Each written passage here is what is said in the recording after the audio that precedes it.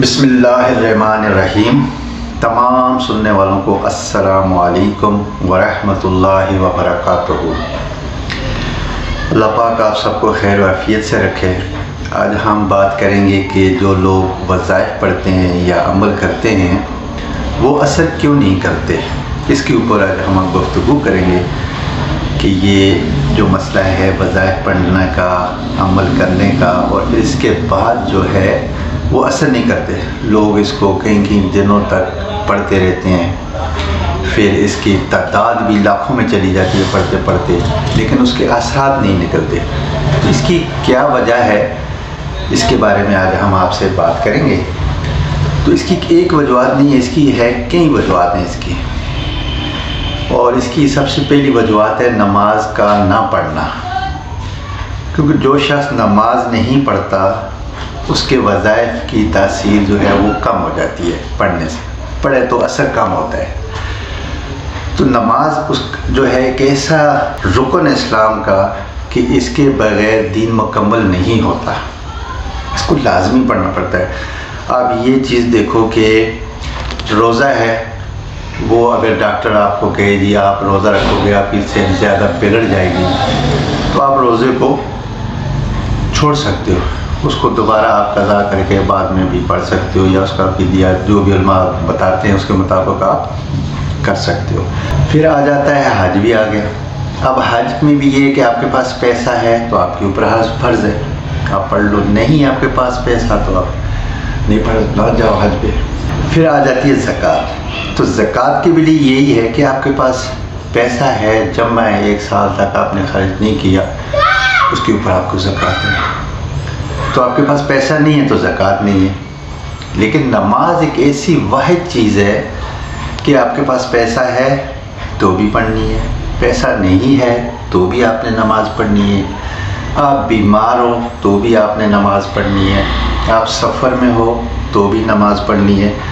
مقصد یہ ہے کہ آپ کسی بھی حال میں ہو، بھوکے ہو، پیاسے ہو، ننگے ہو، کچھ بھی ہو، لیکن نماز جو ہے وہ پڑھنی ہے۔ جب آپ نماز پڑھیں گے تو آپ کے وظائف میں اثر آنا شروع ہو جائے گا۔ دوسرا آ جاتا ہے والدین کا۔ والدین کا یہ ہے کہ آپ نے اپنے والدین کی گستاخی کی ہوئی ہے، ان کی نافرمانیاں کرتے ہو، ان سے لڑائی جھگڑے کرتے ہو، اور وہ آپ سے ناراض ہیں، تو بھی آپ کے وظائف اثر نہیں کرتے۔ کیونکہ دنیا میں ایک واحد ہستی جو ہے وہ ہے والدین، جس کے بارے میں اللہ نے بھی، حضور صلی اللہ علیہ وسلم نے بھی کئی جگہوں پہ کہا ہے کہ والدین کے آگے اف تک نہ کہو۔ تو اس کا مطلب یہ ہے کہ آپ والدین کی خدمت کرو گے، والدین کی حکم مانو گے۔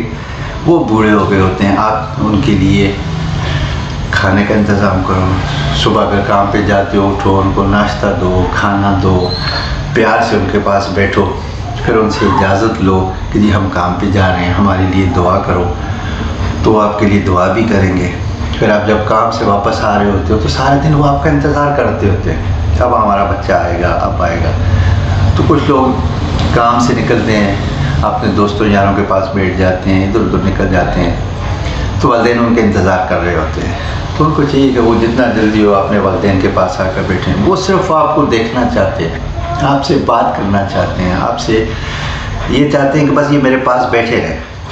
تو اس لیے کوشش کیا کریں کہ آپ جلدی کام سے بھی واپس آئیں، ان کے پاس بیٹھیں، ان کے پاؤں دبائیں، اپنے جو تکلیف ہے اپنی وہ ان کو بتائیں کہ جی میرے کو یہ تکلیف ہے۔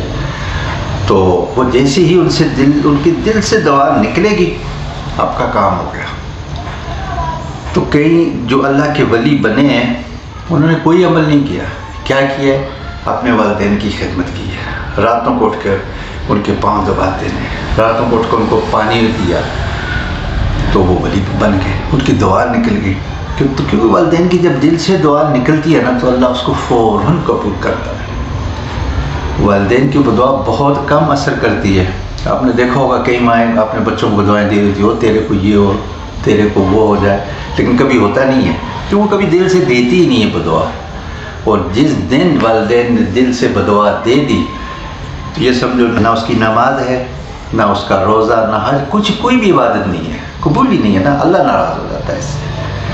اس لیے کوشش کرو اپنے والدین کو راضی کرنے کی، ان کی خدمت کرو، ہر حال میں خدمت کرو، جب تک وہ زندہ ہیں آپ خدمت کرو، تو اس سے آپ کو صلہ ملے گا، آپ کے وظائف میں اثر پڑے گا اور اللہ آپ سے راضی ہو جائے گا۔ پھر آپ اگر کوئی روزگار، کاروبار جو بھی آپ کرتے ہو، کوشش کرو کہ وہ آپ نے ایمانداری سے کرو، اس کے اندر کوئی آرام کی چیز داخل نہ ہو، کوئی پیسہ ایسا نہ ہو جو اس کے اندر مل جائے، آپ کے رزق میں، آپ کے پیسوں میں کوئی ایسی آرام کی چیز نہ آئے، کیونکہ ایک چیز بھی اگر داخل ہوگی، جیسے کوئی بھی چیز داخل کرو تو پورا مال حرام ہو جاتا ہے، جیسے کہ گلاس پانی، اس کے اندر قطرہ پیشاب کا ڈالو تو پورا پانی خراب ہو جاتا ہے۔ تو حرام کی چیزیں کھانے سے اپنی زندگی سے کوشش کرو دور ہو جائے۔ ناپ تول کا جو لوگ کاروبار کرتے ہیں ان میں کوشش کرو ناپ تول میں نہ ہو، تو ویسے ہو جاتا ہے تو اللہ معاف کر دیتا ہے، لیکن کوشش کرو جان بوجھ کر ایسا کوئی عمل نہ کرو جس سے کہ آپ کے رزق میں برکت ختم ہو جائے۔ تو آپ دوسرا بات یہ کہ آپ کوشش کریں کہ گھر کے اندر آپ کے جو بھی کھانا بناتا ہے گھر کا انسان، اس سے کہیں کہ آپ باوضو کھانا بنائیں، اس سے گھر میں بہت بڑی برکت آئے گی، باوضو کھانا بنانے سے بہت بڑی برکت آئے گی، اور آپ جو بھی وظائف پڑھیں گے اس میں بھی انشاءاللہ فائدہ ہوگا۔ اور اس کے علاوہ جو بھی گھر کے معاملات ہیں، کیونکہ جو بھی وہ باوضو کھانا بنا ہوا کھائے گا روحانیت آ جائے گی، بیماریوں سے اللہ شفا دے دے گا۔ تو اس لیے کوشش کریں باوضو رہنے کی بھی اور باوضو کھانا بنانے کی بھی، اس کی کوشش کریں۔ پھر اس کے بعد آپ یہ کریں کہ جو وظائف کرتے ہیں یا عمل کرتے ہیں وہ کسی ولی یا اپنے مرشد سے اس کی باقاعدہ اجازت لے کر کریں، کیونکہ وظائف ایک الگ چیز ہوتی ہے، عملیات ایک الگ چیز ہوتے ہیں، ان کی کہیں نہ کہیں سے کسی ایسی ہستی سے اجازت لینی پڑتی ہے۔ تو آپ اس کی اجازت لیں، اپنے مرشد سے لیں، اگر جن کے بیت نہیں ہیں وہ کسی بھی سلسلے کے خلیفہ ہیں ان سے اجازت لیں، یا کسی اچھے انسان سے جو نیک بھی ہو، پرہیزگار بھی ہو، اور ان سے اجازت لیں۔ اگر آپ نے مرشد کے علاوہ کسی اور سے اجازت بھی لیتے ہیں، یا جن کے مرشد نہیں ہیں لیکن جن کے مرشد نہیں ہیں، تو وہ یہ کریں کہ ایک تعداد جو ہے نا وہ کم کر کے پڑھنی ہوتی ہے، اس میں 7 دن کا عمل کریں، 11 حد 21 دن کریں، اس کے بعد اس کو روک دیں، آپ روک لیں کچھ دن، اس کے بعد دوبارہ کریں، کیونکہ 21 دن کے بعد آپ کریں گے تو آپ کے پیچھے کوئی آنکھ رکھنے والا نہیں ہے، اس میں کئی نقصانات ہو جاتے ہیں۔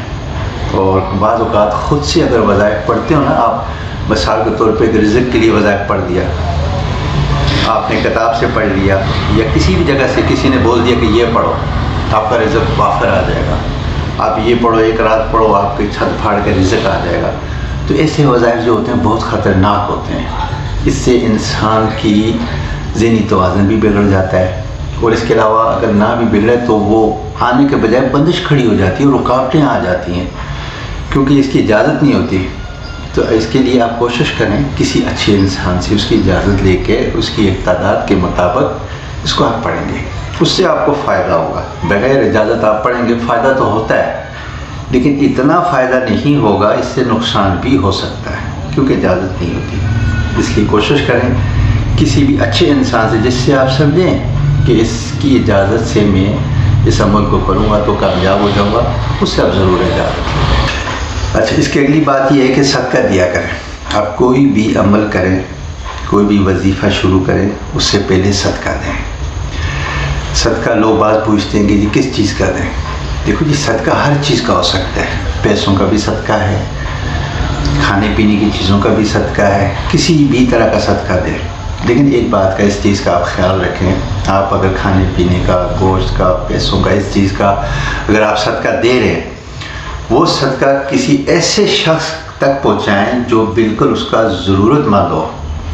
اب بعض لوگ کیا کرتے ہیں کہ گوشت کا صدقہ لیا پھینک دیتے ہیں، کوئی نالوں میں پھینک دیتے ہیں، کوئی ویرانوں میں پھینک دیتے ہیں، لیکن یہ رزق ضائع ہوتا ہے، اس سے گناہ بھی ہوتا ہے، کیونکہ کوئی شخص ایسا ہے جس کو سخت ضرورت ہے کھانے کی، وہ بھوکا مر رہے اور آپ وہ رزق پھینک دیتے ہو، وہ نہ پھینکو، وہ اس شخص تک پہنچاؤ، کسی بھی طرح پہنچا دو، کچھ بھی بول کر اس کو کھلا دو، وہ کھا لے گا، اس کو کوئی نقصان نہیں پہنچے گا کیونکہ وہ اس کا حق ہے، اس کو فائدہ پہنچے گا، جب وہ کھائے گا اس کے دل سے دوا جب نکلے گی تو آپ کے لیے بھی اچھا ہو جائے گا، آپ کے وظائف کے لیے بھی اچھا ہوگا۔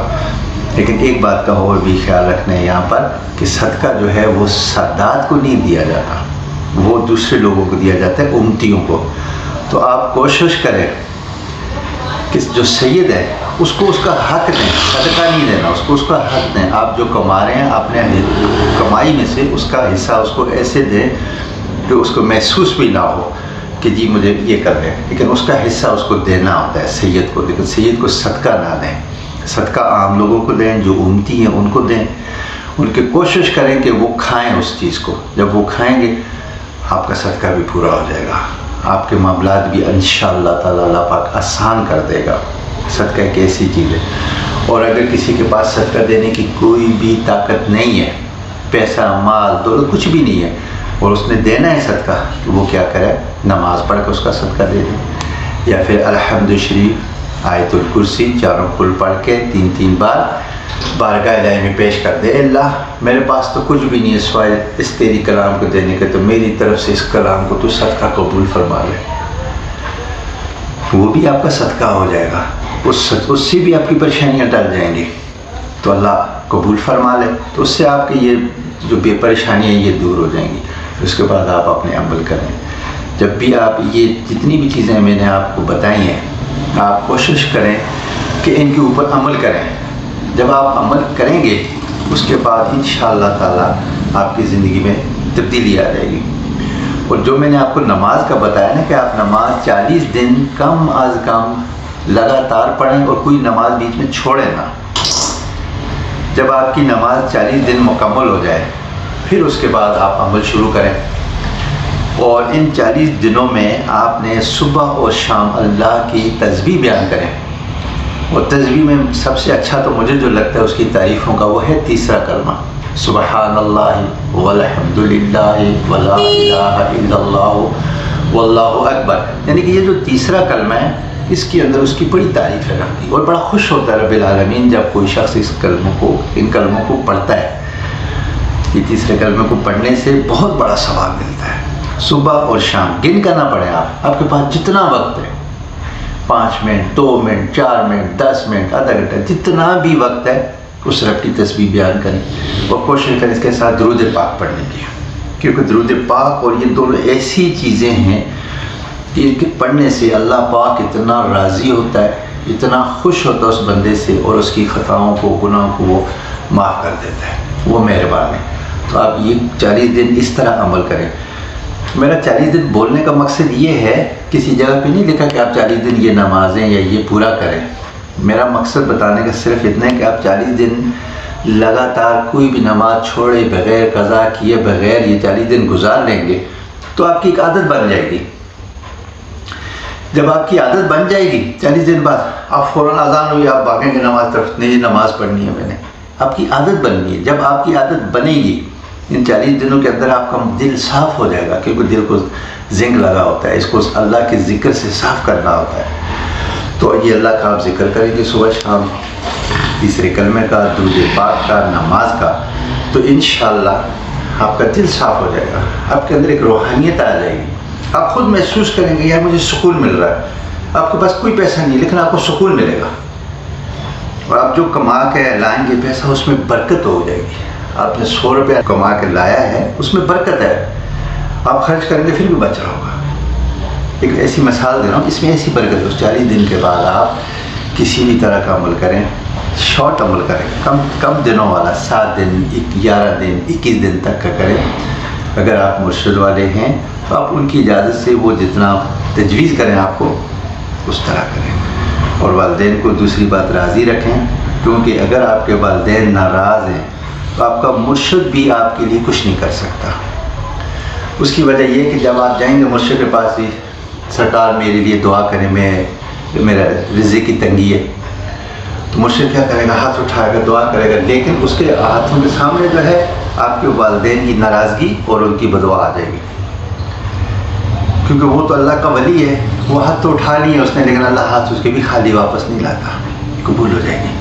لیکن کیا ہوگا اس سے کہ آپ کو 2 دن 3 دن ہفتہ ٹھیک رزق مل جائے گا، اچھے ہو جائیں گے معاملات، پھر اس کے بعد پھر ویسے ہی ہو جائیں گے۔ کیوں کہ آپ کے والد جب بھی وہ ہاتھ اٹھائے گا آپ کے والدین کی ناراضگی اور بدعا سامنے آ جاتی ہے۔ تو کوشش کریں کسی بھی طرح اپنے والدین کو راضی کریں، ان کے پاؤں میں پڑ جائیں، ان سے معافیاں مانگیں، راتوں کو اٹھ کے آرام سے جا کے ان کے پاؤں دبائیں، ان کو کھانا دیں، ان کی ایسی خدمت کریں کہ بس ان کے دل سے آپ کے لیے ایسی دعا نکلے کہ آپ کی دنیا آخرت دونوں سدھر جائے۔ اس طرح عمل کریں۔ اور جو عورتیں شادی شدہ ہیں وہ اگر کوئی عمل بھی کرنا چاہتی ہیں تو وہ اپنے شوہر سے اجازت لے کر عمل کریں گی، اس کے بغیر وہ عمل نہ کریں۔ باقی لوگ اپنے والدین سے ہیں، یہ ان سے بھی اجازت لینی ہوتی ہے، اور صاحب نظر سے بھی، مرشد سے بھی، یا پھر کوئی بھی سلسلہ ہو اس کے جو خلیفہ ہوتے ہیں ان سے اجازت لیں، اچھے لوگ ہوتے ہیں۔ پھر علماء کرام آتے ہیں، ان لوگوں سے لیں، جو بھی آپ سمجھیں گے پرہیزگار ہیں، نمازی ہیں، ان سے اجازت لے کر پڑھیں، کیونکہ یہ اس طرح کے معاملات ہوتے ہیں کہ یہ اجازت کے بغیر نہیں پڑھے جاتے۔ اس سے بغیر اجازت کے یا سنی سنائی باتوں پہ، یا کسی ایسے شخص نے دی جو خود بھی نماز نہیں پڑھتا، خود بھی برائیوں کے کاموں میں، اس سے اجازت لے لیے تو وہ کیا عمل اثر کرے گا آپ کا؟ اچھے شخص سے اجازت لو، اچھی نیت سے پڑھو، تو آپ کو خود 3 دن 4 دن ہفتہ 10 دن اس کے رزلٹ آئیں گے۔ اب یہ کہو کہ جی میں نے یہ عمل آج پڑھا اور آج ہی سب کچھ مل جائے، ایسا کبھی نہیں ہوتا، کہیں بھی نہیں ہے۔ اس کی ایک آہستہ آہستہ اللہ کے قانون ہے۔ اب جو بھی دعا مانگو، بعض اوقات تو جب قبولیت دعا تو فوراً ہوتی ہے، نہیں جمع ہو جاتی ہے، پھر اس کو آہستہ آہستہ ملتی ہیں وہ دعائیں۔ تو وظائف کا بھی یہی ہے کہ آپ اس کو پڑھو گے جیسے، آہستہ آہستہ راستے کھلتے جائیں گے، آپ کی بندشیں رکاوٹیں دور ہوتی جائیں گی، گردشیں ختم ہوتی جائیں گی، اور آپ کے لیے راستے کھل جائیں گے۔ لیکن ایک ہو کہ ایک ہی رات میں ہو جائے، ایک رات میں کچھ بھی نہیں ہوتا، آہستہ آہستہ ہوگا، آہستہ آہستہ ہوگا۔ آپ خود محسوس کرو گے نا، یہ اندر کا انسان خود محسوس کرتا ہے کہ میرا دل کیا کہہ رہا ہے۔ جب اس کا دل مطمئن ہے، سکون ہے، تو سمجھو اس کے لیے وہ بہتری شروع ہوگی۔ تو اس لیے کوشش کرو ہر کام کو اچھا کرنے کی۔ اگر کسی کا آپ نے دل دکھایا ہوا ہے، کسی کے ساتھ کوئی زیادتی ہوگی آپ سے، تو آپ یہ کوشش کرو کہ اس شخص سے جا کر معافی مانگ لو کہ بھائی مجھ سے غلطی ہوئی ہے، معاف کر دو۔ اس سے بھی بڑا فرق پڑے گا، آپ کے رزق کے اوپر، آپ کی زندگی کے اوپر، آپ کے وظائف کے اوپر بہت فرق پڑے گا۔ جب وہ معاف کر دے گا تو آپ یقیناً دیکھنا آپ کے حالات کیسے اچھے ہوں گے۔ یہ کئی وجوہات اسی طرح کی، ان کے اوپر آپ جب تک عمل نہیں کرو گے، آپ کے وظائف، عملیات جو بھی آپ کرتے ہیں ان کی تاثیر کم ہوگی۔ تو اس لیے آپ کوشش کریں۔ ویڈیو لمبی ہو گئی ہے، تو اگلے انشاءاللہ ویڈیو میں آپ کو بچوں کے لیے بتائیں گے کہ نظر بد کا جو عمل ہے وہ کیسے نظر بد ختم کرتے ہیں۔ بچے جو چھوٹے دودھ نہیں پیتے ان کے لیے عمل بتائیں گے، اور بھی کئی انشاءاللہ آگے چل کر آپ کو وظائف کے بارے میں اور چیزوں کے بارے میں آپ کو بتائیں گے۔ تو اسی کے ساتھ آپ اجازت دیں۔ السلام علیکم ورحمۃ اللہ وبرکاتہ۔